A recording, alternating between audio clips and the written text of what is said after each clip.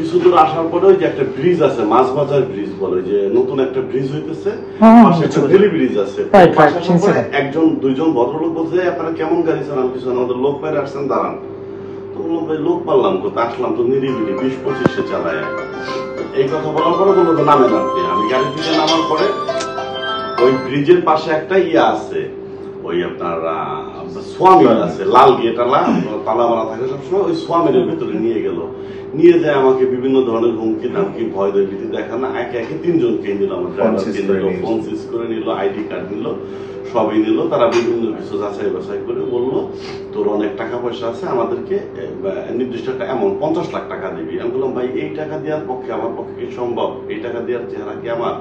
এরকম বলার পর একটু মারধর করলো, তার থেকে আরেকটু ভিতরে আমাকে নিয়ে গেল। নিয়ে যায় ওদের মধ্যে কেউ মারতে আসে, দুইজন ফিরায়, মারতে আসে ফিরায়।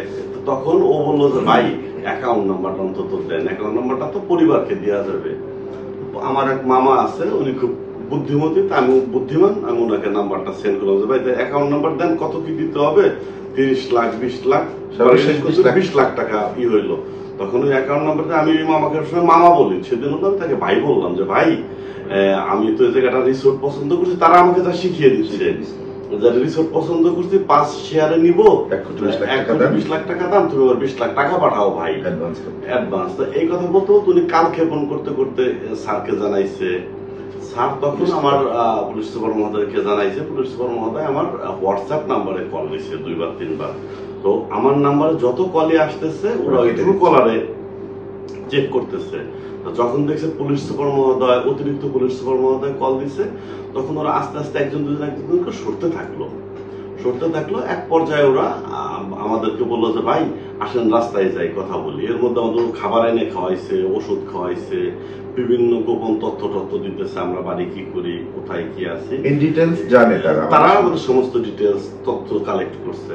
তো যখন ওই তারা পুলিশ সুপার মহোদয় যখন কল দিছে, ওই নাম্বারটা তার ট্রু কলারে চেক করে তারা 7 জন কি 8 জন ছিল, 8 জন আমাদের থেকে আলাদা হয়ে গেল, আমাদেরকে একজন পাহারায় রেখে। তখন আমাদেরকে একজন এসে বললো যে ভাই কাজটা তো ঠিক করলেন না, চাইছিলাম তাপস করতে, আপনারা তো না অন্য কেউ, বিদায় দিয়ে দিই আপনাদের। এই বলে আমার গাড়ি আর আমার ড্রাইভারকে নিয়ে গেছিল অন্য জায়গায়, সে গাড়ি এনে আমাদেরকে দিল। আমরা ওইখান থেকে গাড়িটা নিয়ে এসে সরাসরি পুলিশ সুপার মহোদয়ের কার্যালয়ে। কি গাড়ি ছিল এটা? আমার গাড়ি ছিল হুন্ডাই অ্যাকোয়ার্ড গাড়ি, প্রাইভেট কার। আচ্ছা, আর যারা আপনাদেরকে অপহরণ করে নিয়ে গেছিল বা চেষ্টা করেছিল, তারা কি পাহাড়ি ছিল না বাঙালি ছিল? বাঙালি ছিল, বাঙালি ছিল, ওই বাঙালি।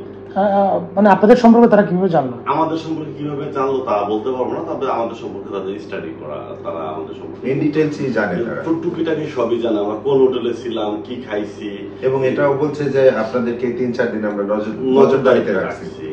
এবং তারা যে 4টা অ্যাকাউন্ট নাম্বার দিয়েছিল আমাদের 20 লাখ টাকা দেওয়ার জন্য, আমরা বলছি 4টা অ্যাকাউন্ট নাম্বার দেন, আমরা টাকা দিচ্ছি। তার মধ্যে একটা অ্যাকাউন্ট নাম্বার থেকে তার ডিটেইলস ছবি পাওয়া গেছে, সেই ছবি এই ভদ্রলোকও আমাদের খুব টর্চার করছে। ওদের সাথে ছিল 8 জনের মধ্যে একজন হচ্ছে এই ভদ্রলোক। তাহলে তো আইডেন্টিফাই করা গেছে। হ্যাঁ, একজন।